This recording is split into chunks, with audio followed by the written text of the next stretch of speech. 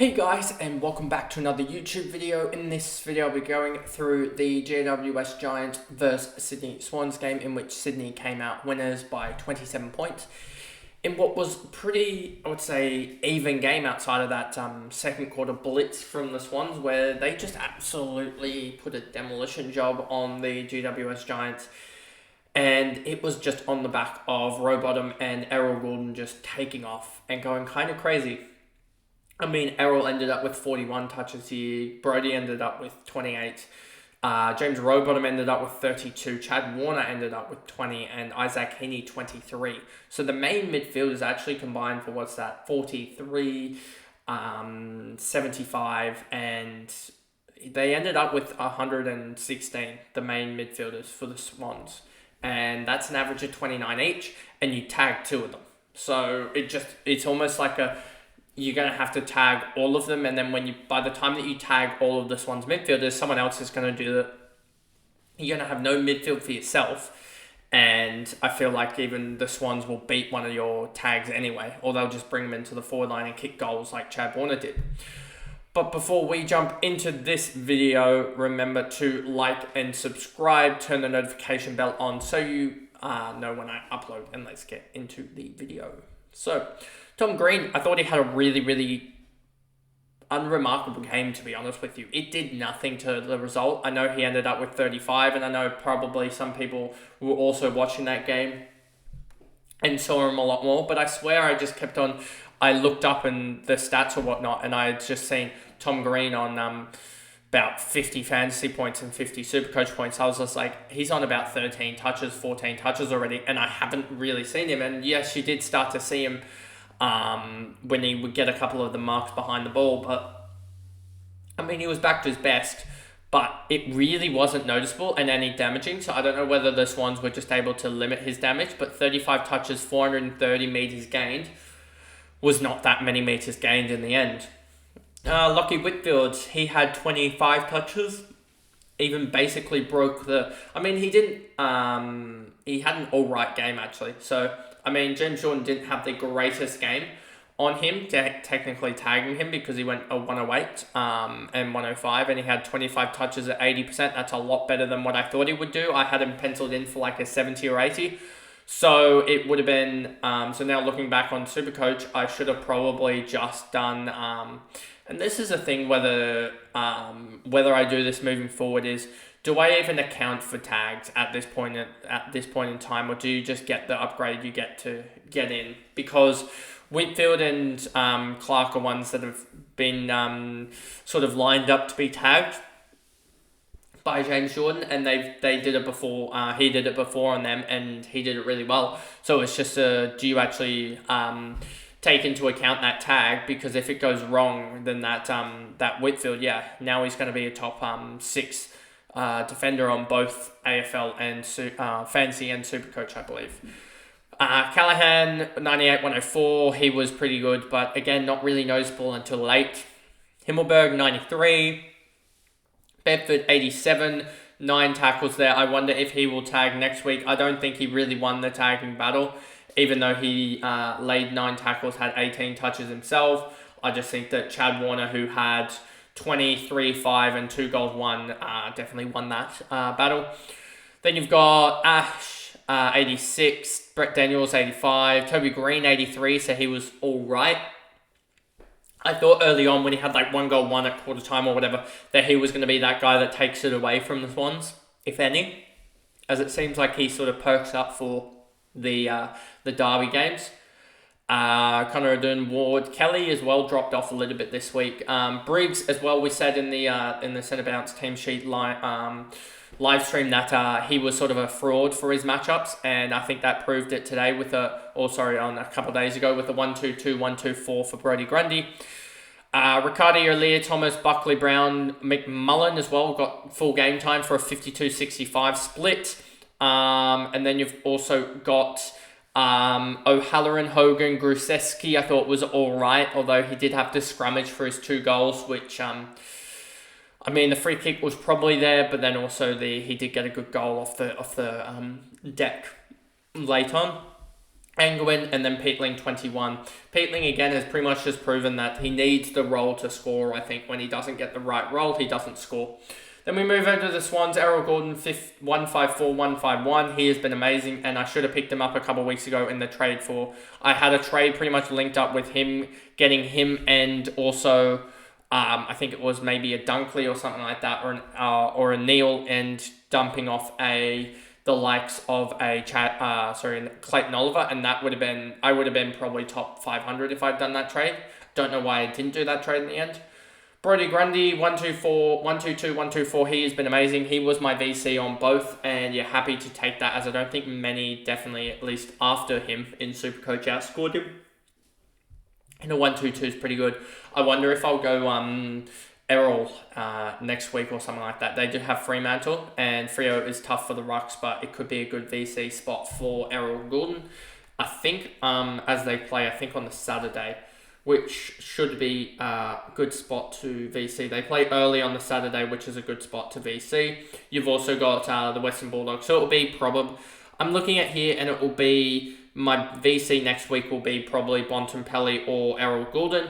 Might be Errol just because I want to watch him play, to be honest with you. And North will try and send Will Phillips to him, to Bont, but yeah. Anyway, got to get back to this one. We talked about Brodie. James Rowbottom, I didn't know he had an ability to be leather poisoned. 32 touches, 2 and 6. You're always going to get 6 or so tackles out of him, and he got those tackles late.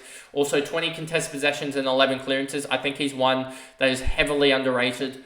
And yeah, I think even some of the Swans fans didn't see this coming from him. I just thought he was a very, very good role player. But I mean, now that he's being able to step up and be that main contributor when the other guys get tagged, that Sydney midfield gets even more scarier. As he had 448 metres gained on 32 touches. That's like 13 or 12 metres per disposal, which is around about league average, and that's still dangerous in itself. Chad Warner had 20, 2 goals, 1 on 400 metres gained as well, so he's still getting the metres gained. Isaac Heaney had 23 touches, 7 tackles, 356 metres gained, 15 contested possessions, and 10 clearances. So we got a lot of clearances, which is a good thing. He's not in the votes, I don't think, this week, given that it would just go to Errol, Brodie, and Rowbottom because they all had stunning games. But Isaac's still probably, I would say, you got Chad Warner here. I would still say he's probably, maybe 5th or 6th best on ground. So, you probably got Warner ahead of him and maybe Green ahead of him. So, he's probably 6th best on ground. And he's had a 23 and 7 bad game.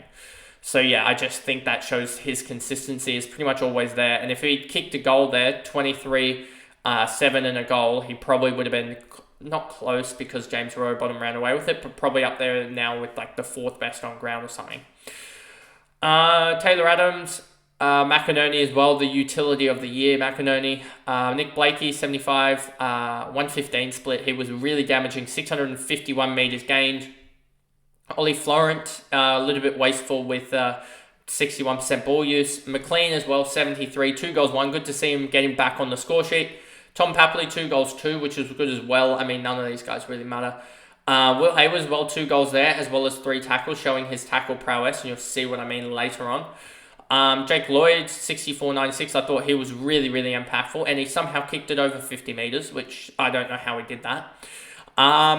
Logan McDonald kicked his 1 goal, had 10 touches, 5 marks, 2 tackles, 2 hit-outs, was used a little bit in the ruck, which was good to see, but also the 5 marks is good to see as well. And I think he's in for one of those big games soon. James Jordan, tagging, did well. Probably was more of an offensive threat in this game rather than a lockdown. Could see him more of a lockdown in the Fremantle game. Cunningham, Amati, Cleary is an interesting one as well. I think the good thing about this, and I've been thinking about it quite a lot, is that he's playing this, he's a utility, he's a midfielder, let's put it that way. And I think I can just, if I do this, I'll be able to bring up the stats that I have for this. Do I have it still? Rookie me, here we go. I have the stats here for it. So if I just go here, and just go, if I just go here, will this allow it to show? Here we go. And then I just go, Cleary. Whereas Cleary here, you'll see 29 touches, 4 marks, and 104. Whereas if we look at Sanders in this, where is Sanders here? He was 35 touches, 6 marks, 125, and then you got McKercher as well.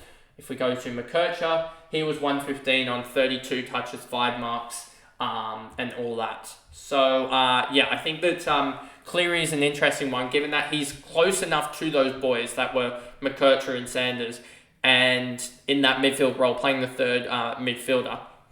And the thing I like about this now, especially, is that he's going to get that forward status next year. I would expect, unless he gets a full midfield game, he's going to get that forward status, given that he may even not play after this game. And he got a 23, and the 23 with the old magic number of 9,030 or so is 207,000. Now, if you're paying 207,000 for Cleary, who's most likely in year 2 going to get more and more games, then that's probably going to eventuate to him being a good pickup. If he has forward status still going into when he transitions into the midfield, whether that be year 2 or year 3, he's probably still going to have forward status. And you're getting a forward, whether that be at 207k or whether that be at like 500k, you're getting a forward that will play either third or fourth midfield time. And we saw that with Elijah Holland, how he is now averaging sort of that 80 to 90 range. There is legitimate threat for Caden Cleary being a top forward if he can transition that under 18s ball winning ability when he transitions back into the midfield at AFL level. So that's why I'm really, I was annoyed that he played as a sub, but now I'm also seeing the future positives for Cleary in terms of AFL fantasy. Braden Campbell, 2025, Rampy Wicks, he has this manic pressure type guy. He had 19 pressure acts. He's still the lowest pressure act Swan, except for that plays basically every game. And he's only ahead of Corey Warner and also who else? Robbie Fox. But Corey Warner played 2 games as sub, so when you sub-affect that back up to the numbers of the toggle on ground for Wicks, then he actually goes better. But he had 2 tackles. Didn't I mention that, where is he? Tom Papley had none. But I mentioned up here, where is he? Hayward, he had 3. So why is Hayward having more tackles when Hayward is actually supposed to be further up in the tools? And I think that just proves to the point that Hayward is actually a really good ground ball guy and a really good pressure guy, that he actually applies, the numbers say, more pressure than the likes of Sam Wicks. So I'm just wondering if they can draft someone in that medium forward area and for the Swans and actually put them in there. Or they can try and find another player, maybe even like giving a Caden Cleary a full game, or going and giving Corey Warner a full game or something like that. Or a Parker comes back and just plays a small forward or a marking forward, because Parker can play that role and he can, I think, kick goals, because he kicked 5 in a game before, Parker. So that's the interesting one about that. I think that you can include Parker into the lineup and just let Hayward play Wicks' role effectively. But anyway, that pretty much is the video there, going through the GWS vs Sydney game, and hopefully it will be out at 12:30, but I doubt it will be. But anyway, that's the video. It might be out at 1 p.m, and I guess I'll see you guys back for the next one. Bye, guys.